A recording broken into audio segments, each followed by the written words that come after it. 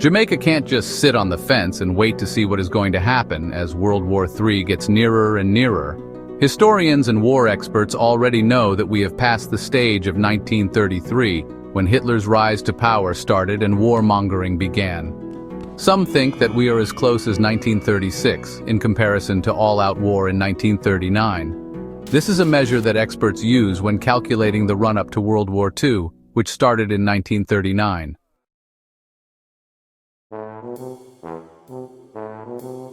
The war had actually started years before 1939. It is just that 1939 is when the great powers started declaring war on each other. For example, the Allied powers on the one hand, chiefly the UK and France, and then a couple of years later the USA and Russia joined the UK and France. While on the other hand, we have what was called the Axis powers, made up chiefly of Germany, Japan, and Italy.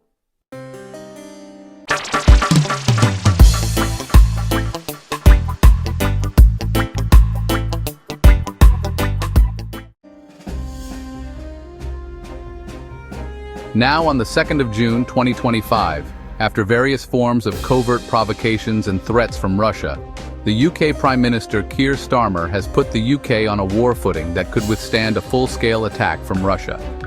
This includes building a fleet of 12 nuclear submarines, a fleet of next-generation RAF F-35 fighter jets, and of course joining the new era of war drones that have been wreaking havoc on the Ukraine-Russia war front.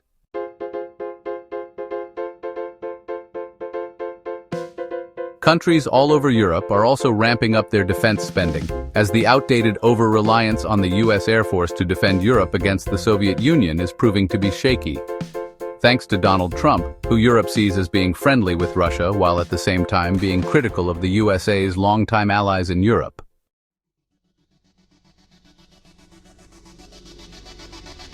Jamaica has about 3 million diasporas living overseas, and of course most of these diasporas have deep-rooted connections to the countries in which they reside. In fact, some of these second- and third-generation diasporas know very little about Jamaica. However, even if a small fraction of these diasporas decides to return to Jamaica when World War III breaks out, how would Jamaica cope with this situation?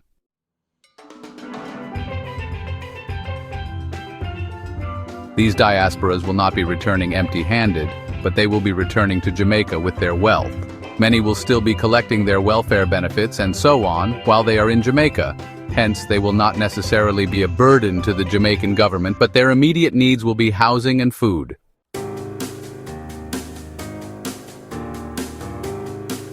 This is why Jamaica needs to give out franchises to have 200 extra hotels built in Jamaica immediately. When the war starts, there may be a slowdown in tourism, and these hotels will become empty. I said maybe because there could be the case where many former regular tourists decide to sit the war out in a neutral country like Jamaica, which is not directly involved in the war, and so on.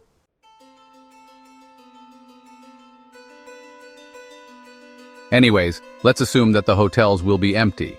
Once the war has started, the government could then declare a state of emergency and take control of the empty hotels.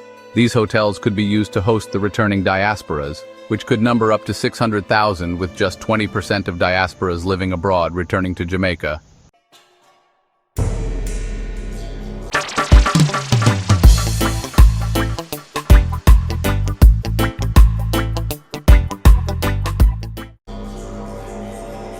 We see what happened to the Jamaicans who were living in Ukraine when the war started in 2022. All of a sudden, people just changed and started looking after their own, without any concerns for people who are not natives to their country. The same thing will happen when World War III starts, but 1,000 times more diasporas will be involved this time, as very few Jamaicans were living in Ukraine.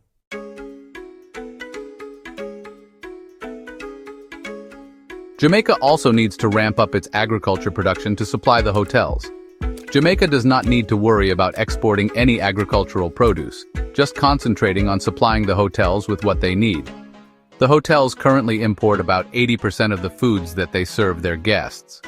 While most of the foodstuff that the hotels import is grown in Jamaica, we just can't grow enough of what the hotels need.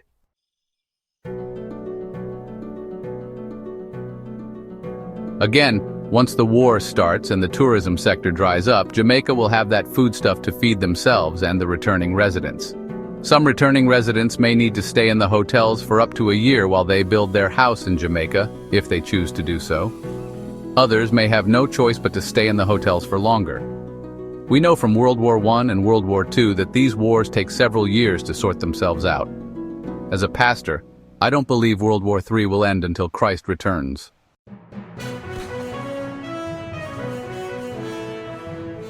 However, the Jamaican government still needs to look after its people until the end comes. We know that the main things people need to survive are food, shelter, and of course, clothes to wear.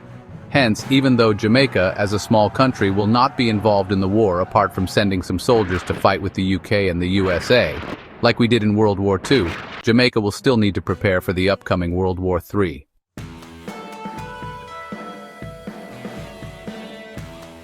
Now, even after building 200 hotels to host the 600,000 returning residents at the start of World War III, even before the war starts, these hotels will only allow Jamaica to have the average visitor numbers as the average Caribbean country. Because Jamaica needs to triple its tourism industry from 4.3 million visitors to 13 million visitors, just to keep pace with the Caribbean average tourism visitor numbers, according to our population size.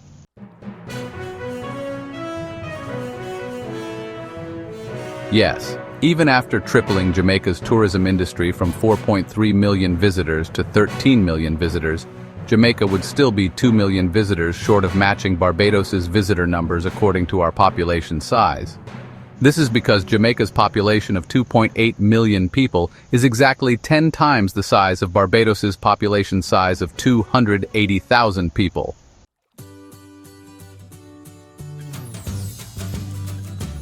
Hence, for Jamaica to have the same number of tourists per capita as Barbados, Jamaica would need to have 10 times the number of tourists that Barbados has visiting each year. This would equate to 15 million visitors each year that Jamaica would need, to compare with Barbados's visitor numbers per capita.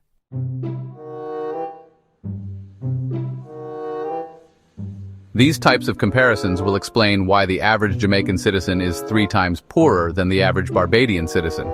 It is because the number one industry in both countries is 3 times denser in Barbados than it is in Jamaica. In other words, 3 times more of Barbados's citizens can be employed in their tourism industry as a percentage of their population than the case is in Jamaica. It is as simple as that.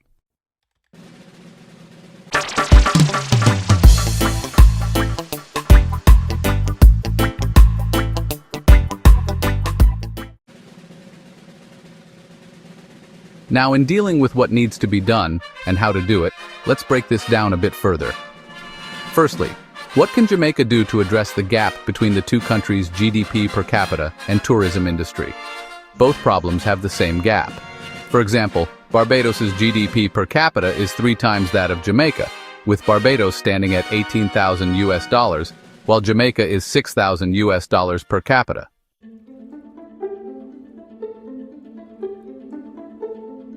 What Jamaica needs is 200 mega hotels of 1,000 rooms each to host an extra 10 million visitors. This is what is needed to match Barbados's tourist numbers per capita, which will eventually lead to Jamaica's GDP per capita catching up with that of Barbados.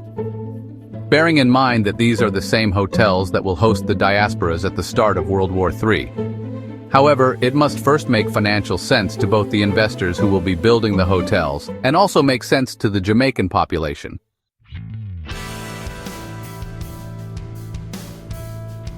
Again, Jamaica first needs to understand that this is what is needed, not just to match Barbados, but to match the average Caribbean country visitor numbers or the average Caribbean country GDP per capita. There are other Caribbean countries like the Bahamas, which had 3 times more visitor numbers than Barbados per capita each year. This is why Barbados is just an average in visitor numbers per capita.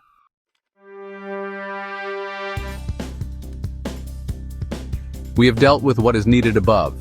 Now let's deal with how can Jamaica accommodate 200 hotels of 1,000 rooms each. After doing all my research over the last 2 years, I've come to the conclusion that the best way to do this is to develop 20 resorts of 10 hotels each. Hence, instead of having 200 separate hotels, Jamaica needs to cluster 10 hotels of 1,000 rooms each on the same parcel of land. Hence, a 10,000 rooms resort.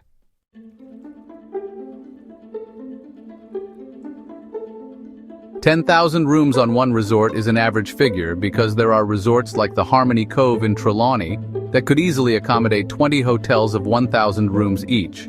This 2,300 acres property could be turned into not one but two 10,000 rooms resorts. That's a total of 20,000 rooms on this one beach resort.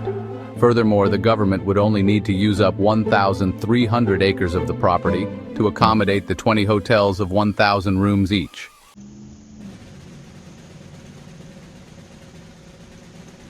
The above would give each hotel brand 65 acres of land. 65 times 20 equals 1,300 to build a 1,000-room hotel. The government seems to have plans for other development on the same site, such as a golf course and a yacht club, etc. The government could use the other 1,000 acres of land on the property for their golf course and yacht club, etc.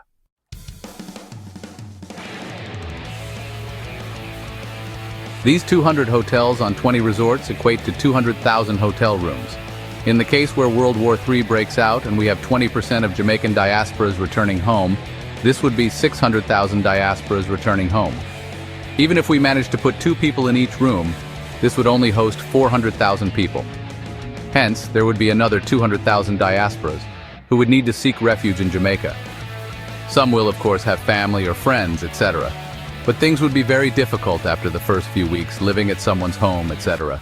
Hence, the government must act now.